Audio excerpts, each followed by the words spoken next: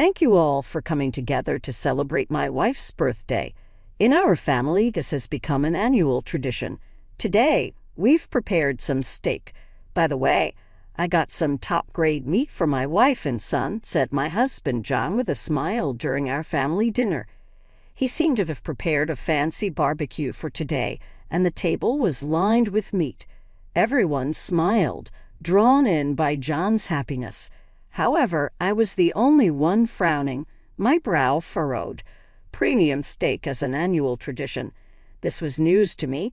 I was just thinking about this when a glass of ice water was placed in front of me, packed to the brim with ice. "Mom, here you go. I prepared it today," said my son Joaquin, bringing the ice water. It looked like a perfectly normal scene, but the relatives had questions in their eyes. That's because Joaquin had purposely moved all the meat in front of me aside, made space, and placed the ice water there.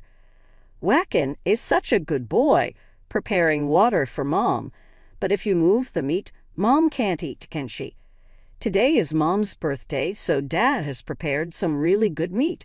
Joaquin, eat lots with Mom today, my in-laws said, addressing the lone glass of ice water in front of me. Looking puzzled, Joaquin said, "Huh, Mom always just has water on her birthday. That's normal. Dad always says so." None of the relatives could immediately understand what Joaquin said, but my husband's face clearly changed color. This single glass of ice water would lead to a lifetime of regret for him. That was certain. "Hey, Joaquin, what do you mean Mom only ever has water? Can you explain that to Grandma?" my mother-in-law asked amid the confused silence of the relatives. Unperturbed, Joaquin began to describe the usual situation. "You know, Mom always just handles the steak for Dad and me. She never eats any meat herself. She only drinks water. Dad tells her, 'You're fine with just water.'" What does that mean? Was Dad harassing Mom? It seems so, doesn't it? I don't want to believe John would do such a thing, but Joaquin doesn't seem to be lying. What kinds of things has my husband been doing to me regularly? The in-laws looked troubled as Joaquin spoke, and the rest of the family was buzzing with agitation. "Hey, Dad, Mom, and everyone. Why are you making such a fuss? There's no way I'd do something like that. Joaquin must be mistaken. Don't take a child's word for it," John said, "but is that really the case? I hoped it was just a misunderstanding by Joaquin. But with a little kid like Joaquin, might he just be saying what he sees?" I didn't want to believe John would do that either. The realization spread, causing a stir. John vehemently denied it, but his excuses that Joaquin was just a child seemed less believable. Seeing the in-laws' reactions and realizing they weren't convinced, John became even more agitated and turned to me. "Come on, Kelly, tell them I haven't been harassing you, right?" His gaze, sharp as a knife, almost seemed threatening. "Oh, don't say anything unnecessary is what you want to say, but it's written all over your face." Normally threatened by my husband, I endured it, so although I immediately understood what he wanted, this time I couldn't back down. I decided to answer his question with a slight tilt of my head. "What? Not harassing? Isn't just giving me ice water on our anniversary a form of harassment or abuse?" "What? Hey, Kelly, what are you saying?" John's expression transformed as if confronted with an unexpected crisis, his face showing panic and uncertainty. Meanwhile, the in-laws and relatives were taken aback by my confession, unable to hide their confusion. Conversation stalled and murmurs spread through the room. "Everyone, calm down. This must be some mistake. Kelly and Joaquin are trying to frame me. If anyone's been harassed, it's me. Believe me." John's attempt to shift the blame to us was astounding, but without proof, I would only confuse the in-laws and other relatives further. Now was the only chance to expose John's true nature. I thought that I couldn't start talking right away because if I spoke now, Joaquin would hear everything. I didn't want Joaquin to hear, so the first thing was to have him move to another room. Sister, I'm sorry to ask, but could you take Wacken to another room? I have something to discuss that's not suitable for him to hear. I'm sorry for the inconvenience. It must be something very important then. Okay, Wacken, let's go play in another room with Auntie. Yeah, got it, Wacken said, moving obediently with my sister-in-law. With Wacken out of the room, I could now proceed with the conversation with peace of mind. This was the real battle. Thinking this, I took a deep breath to steady my nerves before beginning. Everyone, please watch this video. Once I confirmed that Wacken and my sister-in-law had moved to another room, I took out the laptop I had prepared and showed them a video. The video showed the following scenes. Come on, you didn't even greet me when I came home from work. Haven't I always said to greet me within 5 seconds of me coming home? I'm sorry, I was busy preparing dinner and couldn't leave it. What? Dinner's not ready yet. You're too slow. This was a recording from when John came home from work, but I also showed everyone a video from mealtime. What is this meal? It's too awful to eat. I'll do this with it. Hey, what are you doing? Throwing a meal in the trash is terrible. Shut up. Don't defy me. It's your fault for only being able to make terrible meals. My husband John's verbal abuse was clearly captured in the video. The verbal abuse took place in various locations, and some scenes even matched what Wacken had told his grandmother. Wait a minute. How did you manage to record this video? John was frantic, not knowing he was being recorded. It proved he thought too little of me, assuming I was incapable of doing anything. The things you've done to me were so terrible that I had to install surveillance cameras to gather evidence. As I said this, the in-laws also saw the video and were convinced that my story was true. What's the meaning of this, John? What stupid thing have you been doing? It's just too much. Poor Kelly. Not only that, but you tried to deceive us too. They added, No, this isn't right. Dad, Mom, please calm down. That's right. Kelly is making all this up. John tried to excuse himself, but even at this point, he refused to admit the truth. His excuses weren't believable. The video was too convincing. It's unbelievable that Kelly would fabricate a video. What would she gain from that? Exactly as Dad says, and didn't it also show what Wacken was talking about just now? As the in-laws berated John, the other relatives chimed in with voices of agreement. Damn it, John said, realizing that nothing he said would make a difference. He hung his head in defeat. John, why would you do something like this? His father pressed. John, resigned, began to explain why he had been abusing me. I work for a major company and everyone there holds me in high regard. One day I was entrusted with a big task. John started. That's great, but what does that have to do with abusing Kelly? One of the in-laws asked. Although John's success at work was true, it had nothing to do with his harassment of me. The in-laws looked perplexed as they listened to him. Being expected to perform is fine, but it became too much. I began to feel unable to meet those expectations and was nearly crushed by the pressure. I understand that feeling. You should have talked it over with your colleagues. You're not doing the job alone. Someone said, if I did that, it would seem like I can't handle my job. I didn't want to be seen that way by others. Once I thought about it, I couldn't bring myself to discuss it, and the stress just built up. That's why I took it out on Kelly. She never talked back, and it started to feel good. John's stress built up due to his excessive pride, and because I didn't talk back, his behavior escalated.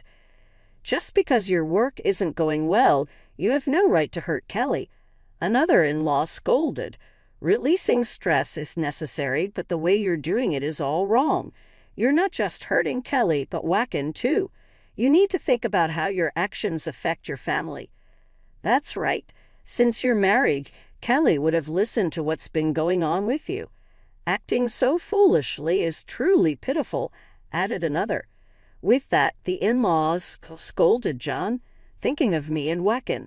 Confronted with how foolish his actions were, John knelt before me and began to apologize. Kelly, I was wrong. There's no one more important to me than you and Wacken. I'm truly sorry for hurting you both, he said multiple times, showing true remorse. John, look up. Kelly, can you forgive me? One of the relatives asked.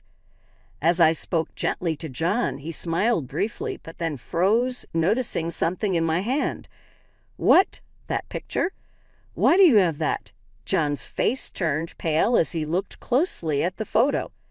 Mom, Dad, please look at this, I said, holding up a photo of an unknown woman and girl. What is this? Who are these people in the photo? Mom, do you know them? No, I don't know her. Kelly, can you tell us who these people are? They are John's other wife and his child. What? Are you serious? Does that mean John has been cheating? I can't believe this. John, maybe you should have given that premium meat to your other wife and your child, not me. No, Kelly, what are you talking about? Other wife and a child. You're saying some strange things. John desperately tried to laugh it off. The in-laws watched our interaction with stern faces and began to press John for the truth. John, tell us the truth. If this is true, it's unforgivable. Abusing your wife and then a secret wife and child? There's no taking that back. Dad, Mom, what are you talking about? I haven't cheated. Don't jump to conclusions just because of one photo. It was like when Wacken revealed the harassment. John thought he could make us believe it was all a misunderstanding. I needed to make it clear that he was gravely mistaken, so I played my next card. I don't just have one photo of the other wife and child. I have a whole collection. John, can you still deny your affairs after seeing these? Why do you have such photos? John held his head and muttered weakly when I handed them to him, thinking there was no way out. The photos were numerous, showing John happily dining at a stylish restaurant with his other wife, walking arm in arm through the streets, and playing in the park, looking like a real family. I had been suspecting John's infidelity for some time, so I hired a detective, but I never expected to gather this much evidence. Damn it, why did you suspect me of cheating? John must have thought he hadn't been acting suspiciously, confused about why he was caught. He was flustered. Of course, I had reasons for noticing something was off about him recently. John, you've been prioritizing work too much. What are you talking about? That can't be helped. Like I said earlier, I was assigned responsible tasks at work. That might be true, but you were canceling plans with me and Wacken too often. It was as if our plans never existed. That made me suspicious. If he had just valued his time with me and Wacken a little more, I wouldn't have suspected him of cheating and wouldn't have hired a detective. The surveillance cameras were initially installed to catch him cheating. John, you were always cheating while on business trips. That's why the surveillance couldn't catch the cheating, but it did catch your abuse, which was good enough. Damn it, how did it come to this? Everything that had happened was the result of the seeds he had sown. If he had considered what he had been doing all along, he might have realized sooner. But John hung his head as if to say this wasn't supposed to happen. So it really is true that you've been cheating. How much more do you need to hurt Kelly and Wacken before you're satisfied? One in-law asked. With so much evidence gathered, the in-laws and other relatives surrounded John, glaring at him. John, we are disowning you? That's okay with you, right, Mom? Yes, of course, Dad. You said it well. Of course, we should also get divorced. I'll be asking for alimony and child support, so be prepared, I said, following the in-laws. I declared my intention to divorce John. I thought maybe this would make him reflect a little and regret what he had done, but it seems my hopes were too optimistic. Oh, is that so? Then do whatever you like. I'll gladly leave, John said defiantly. Do you even understand what you're saying? I asked, shocked by his attitude. Unbelievably, John was still defiant. I originally intended to use Kelly as a housekeeper. She was quiet and obedient, which made her convenient and easy to manipulate. John confessed. So you only saw me that way? I hadn't expected such a blunt declaration, but strangely, I wasn't as shocked as I might have been. Perhaps I had already sensed John's feelings. Was every time you were nice to me in front of others just an act? I asked. Did you just realize that now? If I prepare top-quality meat for you in front of everyone, they'll think I'm a good husband. I thought you'd be easy to fool since you're so simple. John laughed wickedly. I was truly appalled by his change in demeanor. I plan to divorce Kelly and start over with my new family. I'll work hard for them and make sure I get ahead, John declared confidently. Enough already. How much more do you need to embarrass yourself in front of people? Listening to you is truly embarrassing. The in-laws shouted.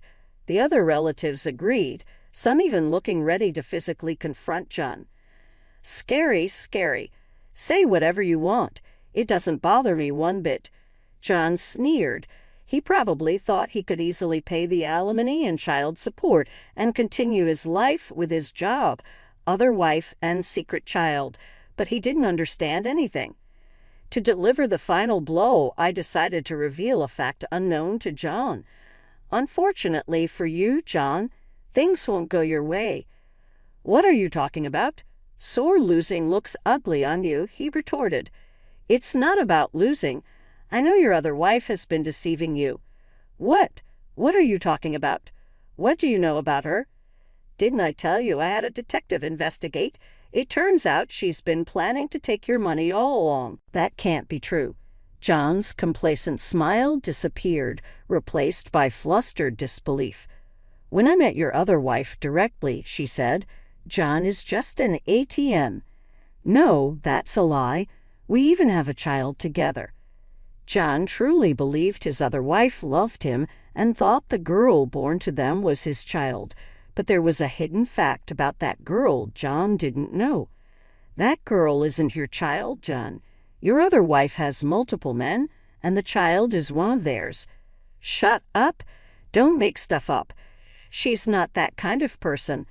Who are you to say that? Despite neglecting me and Joaquin, John still believed strongly in his other wife.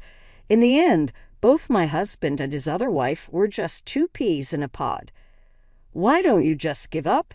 John, you're being used for your money. How can I believe anything you say? Enough.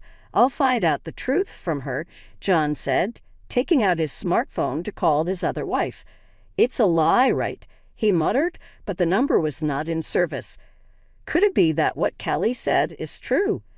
I told you I've already looked into it, I said calmly. John struggled to accept the reality, repeatedly trying to call his other wife, but the results remained the same. The calls didn't go through. Damn, the phone won't connect. Looks like I'll have to find her myself. John, wait. It's dangerous to do that. What now? What's so dangerous? Didn't I say your other wife is involved with multiple men? Some of them are dangerous. If they find out, you could be targeted. What? What am I supposed to do then? By this point, John had stopped doubting me. He was trembling in fear, realizing he might be targeted. They might even come to your company. That's bad. The company can't get involved. Come on, Kelly. Help me out. We're married, aren't we? John seemed to finally understand the gravity of the situation and was now asking for my help.